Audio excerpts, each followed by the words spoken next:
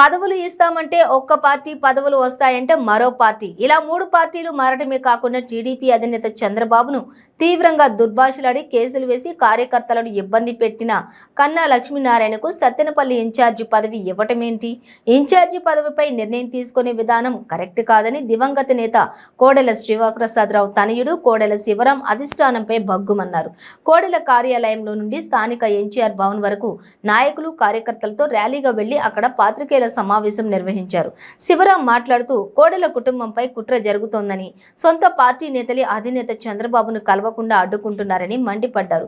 Party కోసం కష్టపడి పనిచేసిన సీనియర్ నాయకులు మృతి చెందితే వారి వారసులకు అండగా ఉన్న పార్టీ కోడెల కుటుంబానికి ఎందుకు అండగా నిలవడం లేదని ప్రశ్నించారు. కోడెల కుటుంబంపై ఈ వివక్ష ఎందుకు అని ప్రశ్నించారు. పార్టీలు మారి వచ్చిన నేతలకు ఇస్తున్న గౌరవం కోడెల కుటుంబంపై ఎందుకు లేదని నిలదీశారు. శత్రువు కూడా పనిచేస్తే కోడెల గారి చెంతన పనిచేయాలి, ఆయన నాయకత్వంలో పనిచేయాలని చెప్పి శత్రువు కూడా గర్వపడే నాయకుడు పల్నాటి పులి కోడెల శివప్రసాదరావు గారు. ఈరోజు అన్న నందమూరి తారక రామారావు గారి ఆలోచనలు ముందుకు తీసుకువెళ్ళాలని చెప్పి ప్రాణాలు అడ్డంగా పెట్టి పార్టీని బ్రతికించి కార్యకర్తలకు అండగా నిలబడ్డారు. ఆయన మీద ఎన్నో హత్యా ప్రయత్నాలు, చివరికి మంత్రిగా ఉన్నప్పుడు కూడా ఆయన మీద బాంబు దాడులు చేసినా కూడా భయపడకుండా ప్రతిపక్ష పార్టీని ఎదుర్కొని తెలుగుదేశం పార్టీని బ్రతికించిన నాయకుడు కోడెల శివప్రసాదరావు గారు. ఒక పక్క అభివృద్ధి, మరొక పక్క నమ్ముకున్న కార్యకర్తలకి అండగా నిలబడటం. ఈరోజు మనం చూస్తూ ఉన్నాం, చంద్రబాబు గారి ఆలోచనలకు అనుగుణంగా ఆ రోజు మహిళలు తమ కాళ్ళ మీద నిలబడాలి అని చెప్పి డ్వాక్రా గ్రూపులు ఏర్పాటు చేశారు.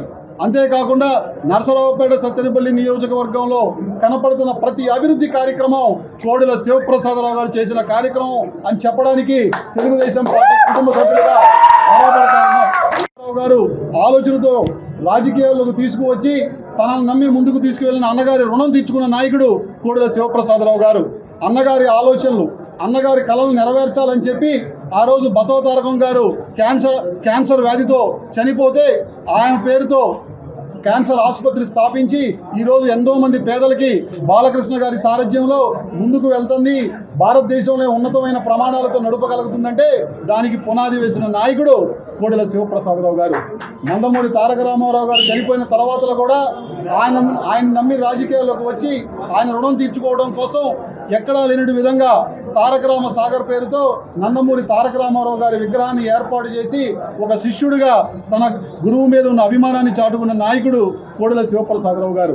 ఇంతకు ముందు చెప్పినట్లు ఎప్పుడు కూడా ప్రతిపక్ష పార్టీ వాళ్ళకి భయపడాలా, ప్రతిపక్షం చేసే కుట్రలకి భయపడాలా, ఎదుర్కొన్నాం, పోరాటం చేశాం, నిలబడ్డాం, పార్టీని బ్రతికించుకున్నాం.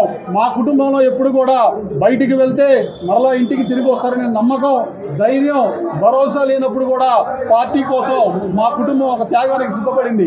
కోడెల శివప్రసాదరావు గారు ఉంటే ఎంతో మంది కార్యకర్తలకు అండగా నిలబడగలరు, పార్టీ గర్వంగా ఇక్కడ జెండా ఎగరగలదు అని చెప్పి మా కుటుంబం అంతా కూడా ఒక నిర్ణయం తీసుకొని ఎప్పుడు ఆయన బయటికి వెళ్ళినప్పుడు మళ్ళా ప్రాణాలతో తిరిగి వస్తానో లేదో అని చెప్పినప్పుడు కూడా ఒకటే మాట చెప్పేవాళ్ళు, నేను లేని మీకు రోజు నా కార్యకర్తలందరూ కుటుంబంలాగా మీకు అండగా నిలబడతారు.